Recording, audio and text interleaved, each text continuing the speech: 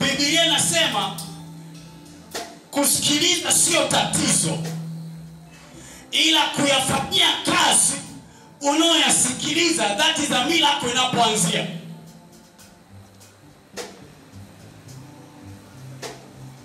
Abarikiwe anayesikia na kuyatenda, atafananishwa na mtu aliyejenga kwenye mwamba. So kusikiliza so issue. Listen careful. Wakati Paulo na Sila wako gerezani, Bible inasema walikuwa wanaimba tena wanacheza. Wafungwa wengine walikuwa wanasikiliza. That is a different.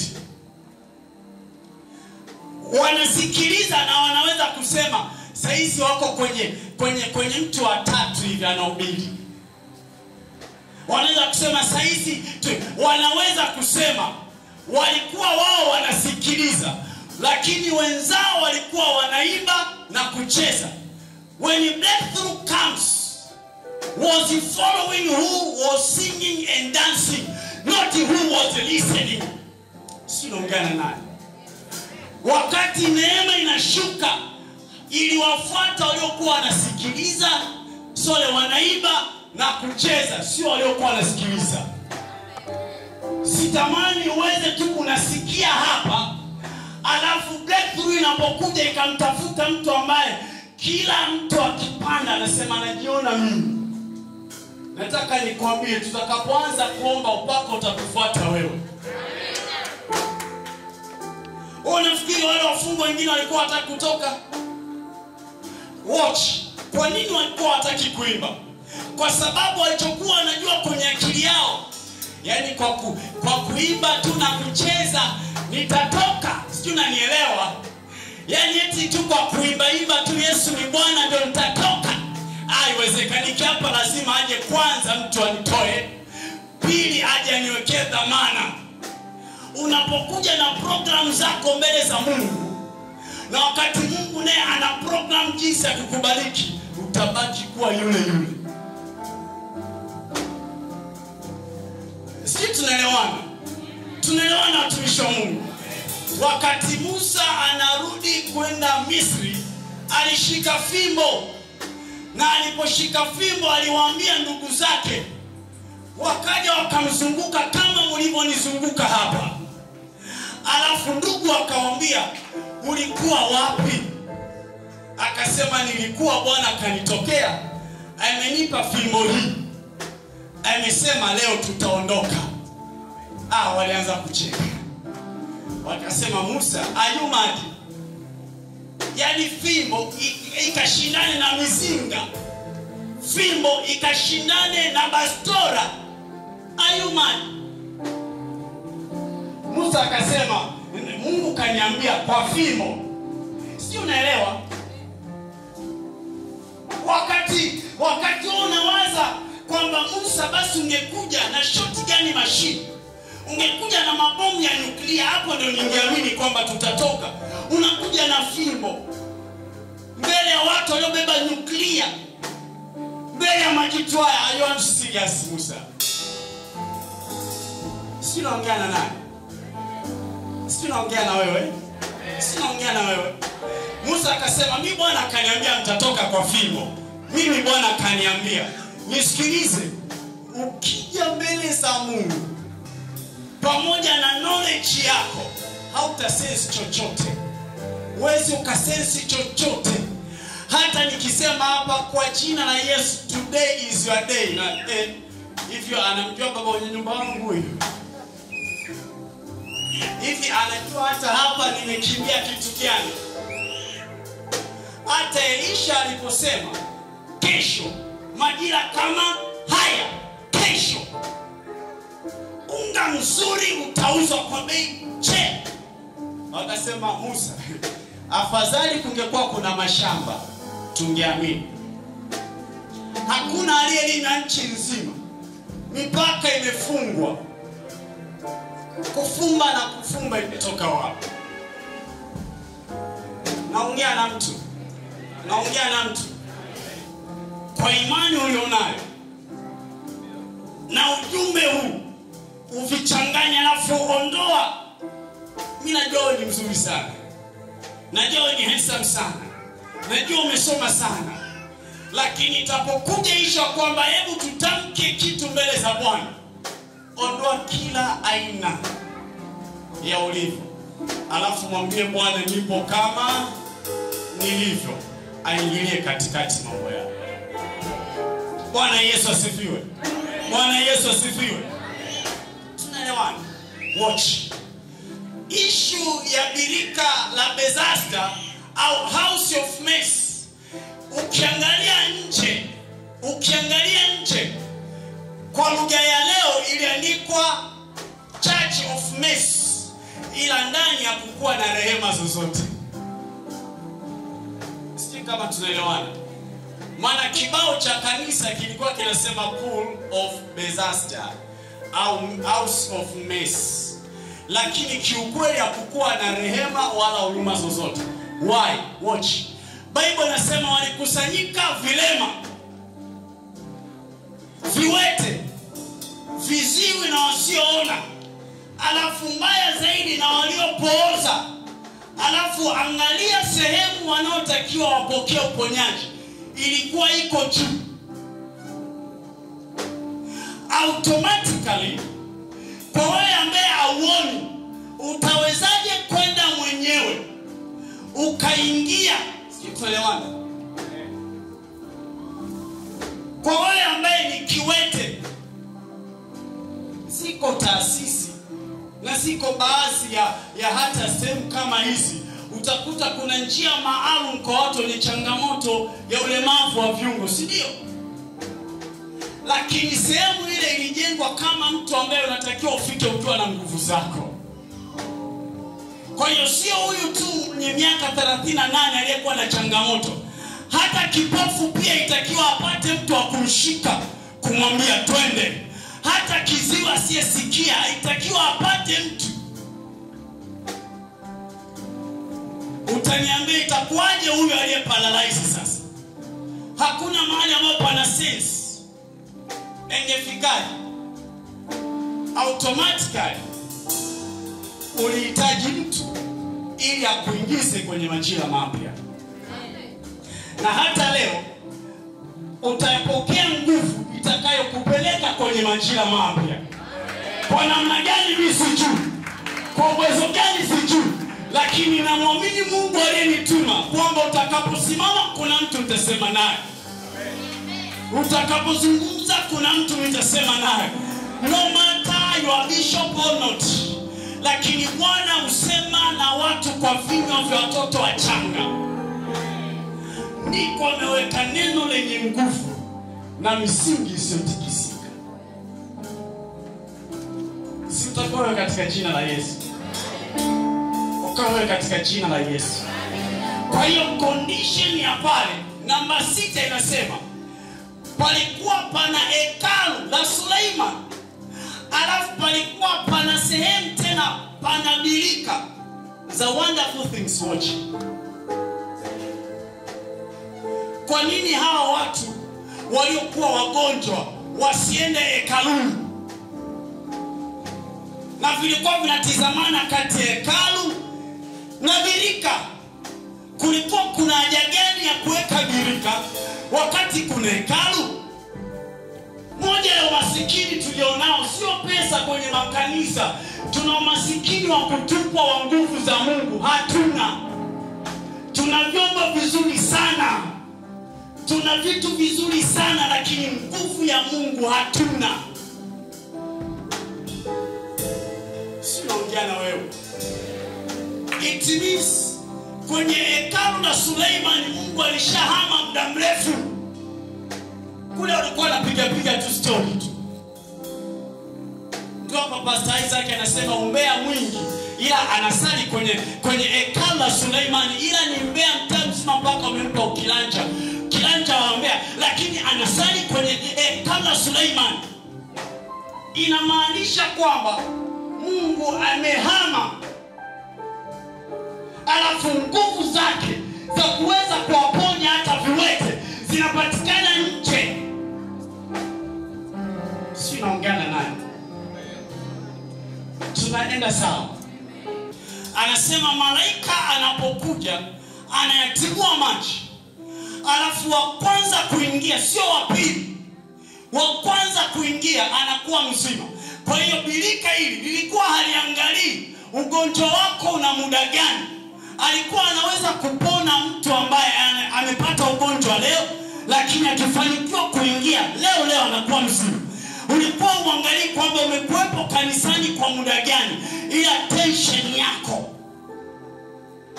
Wote hapa tungeambiwa ikifika muda fulani roho atashuka, nataka nikwambie wote hapa tungekaa vizuri.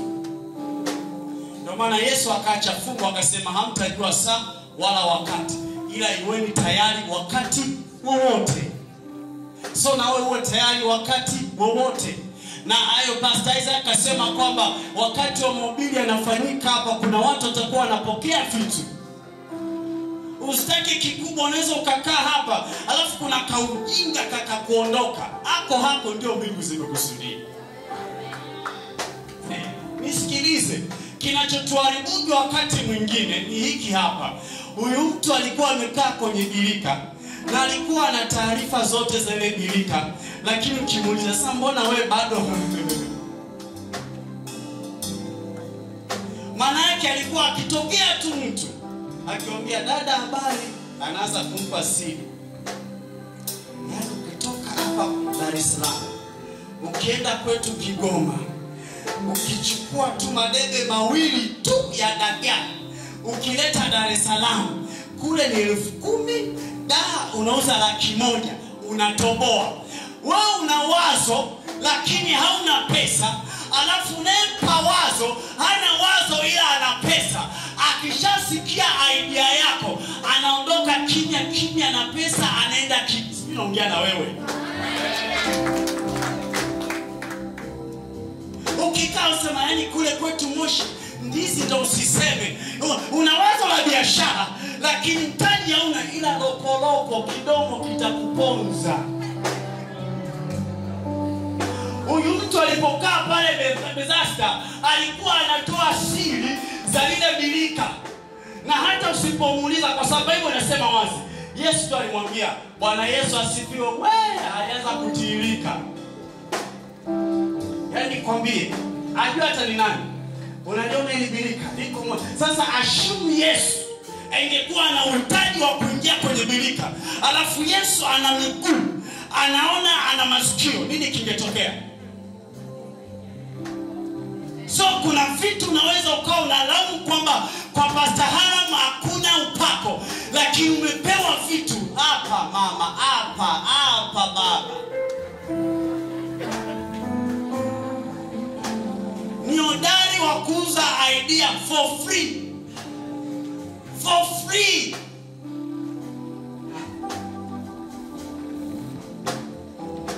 Wenzako wanakuja, si unajua kupata fedha sio kazi, kupata idea ndio kazi.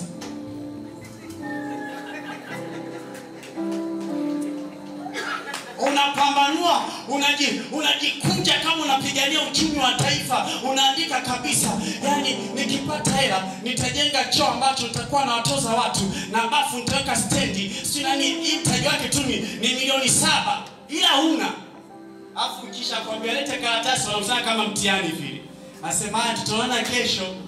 Umeshampa idea mtu, alafu leo idea yako ile unaenda kununua vitu kwake. Kilichofanya huyu akae miaka 38 sio kwamba birika ilikuwa haliponi, ila alikuwa anauza taarifa kwa watu ambao, nisikize, kwenye maisha unachokipenda kuna mtu naye anakipenda. Nafasi unayoitaka kuna mtu naye anaitaka. Nani asiyetaka kuingia birikani? Hata mzima anatamani kuingia. Yesu akasema tuachane na hiyo historia. Futa hiyo historia na kuuliza, unataka kuwa mzima? This was a divine question. Ilikuwa ni swali la kiroho sana, la kiungu sana. Unataka kuwa mzima? Sahau kuhusu aliyopita. Sahau nani anakupitaja. Sahau. Tuanzie hapa. Wewe unataka kuwa mzima. Yaani ulipokaa hapa unataka mabadiliko yatokee. Listen carefully. When we talk about the destiny, we are talking about 5 things. Tukizungumza na mtumishi, tukizungumza kuhusu hatima, tunazungumza vitu vitano. Kwanza, area of destiny. Eneo ambalo limebeba hatima. Namba 2, muda uliobeba hatima. Namba 3, mjumbe wa hatima yako. Namba 4, mtu wa hatima, yani wewe mwenyewe mhusika. And I will shock you. Daudi alipotaka apakwe mafuta kwenye nyumba ya Yese, ndio ilikuwa area of destiny. Alafu mjumbe wa hatima yake ndio alikuwa Samuel. Namba 3, man of destiny ndio alikuwa yeye mwenyewe Daudi. Namba 4, Samuel alisema hivi, all of you stand up. Wote simameni. Hakuna atakayekaa mpaka atakapokuja, yani ule muda utakapofika. Na muda ulipofika, Bible inasema ile chupa ya mafuta ilishake kama unavyofanya champagne hivi. Ilifurika, alafu mbingu zikafunguka kama zilivyofunguka wakati wa Yesu. Zikasema huyu hapa. Leo tunapokaa hapa, kwanza ni eneo la hatima yako. I don't know what you're going through, but we are gathered here to change our destiny. Tumekuja hapa kubadilisha hatima zetu. Tunaingia kwenye level zingine. Tunaingia kwenye viwango vingine. Sinaongea na mtu.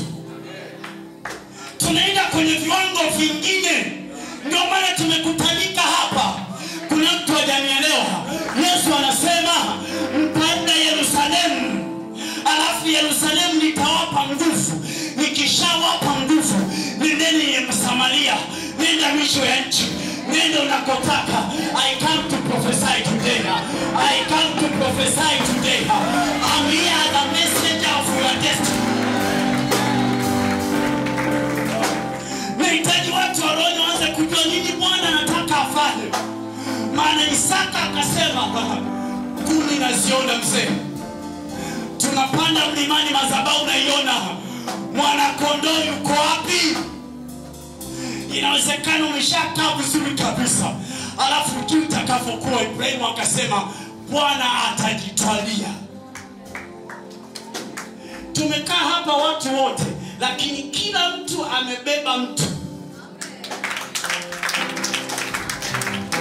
Alipopanda Apostle Isaac, kuna mtu amesema naye. Kama hujamuelewa Apostle Isaac, hautamuelewa yoyote. Maana uliletewa yeye, na muda ukafika akaja Apostle pia. Kama hujamuelewa ndo basi tena. Kwa sababu Bible inasema Bwana akamega mkate, akamtuma kila mtu kwenye fungu.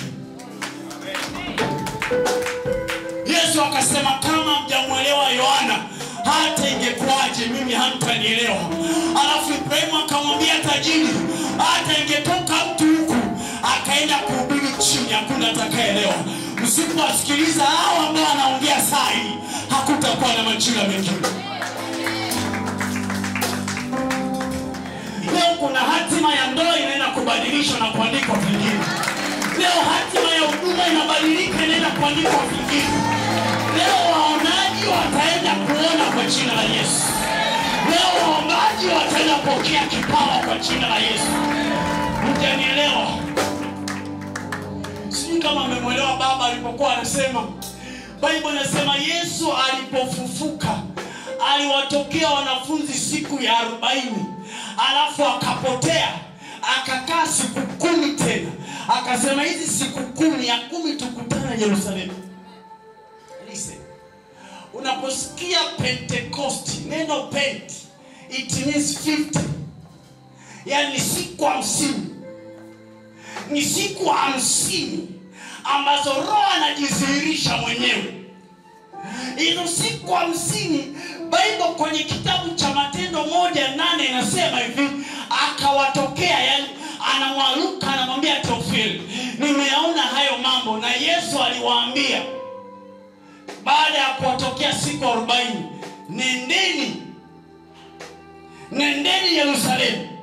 Maana yake eneo la hatima. Sitaongea na mtu. Nendeni Yerusalemu nikachange hatima yenu. Alafu 2:1 inasema Matendo, na zilipotimia siku ya 50 au ilipotimia Pentecost, anasema kila mtu alianza kunena kwa lugha ambayo mataifa akajiuliza, imekuwaje leo Victorious Church wanaongea kwa lugha ya ajabu kwa namna hii? Imekuwaje leo anaanza kuwa na nguvu kwa namna hii? Alafu Petro akasema, hili neno kwenye kinywa cha Yoeli kwa wote wenye mwili. Hello my sister, can you sit up? I want to talk to you. I need somebody to open his heart or her heart. Hakuna mjumbe asiyebeba ujumbe. Apostle amesema hakuna sadaka isiyo na sauti.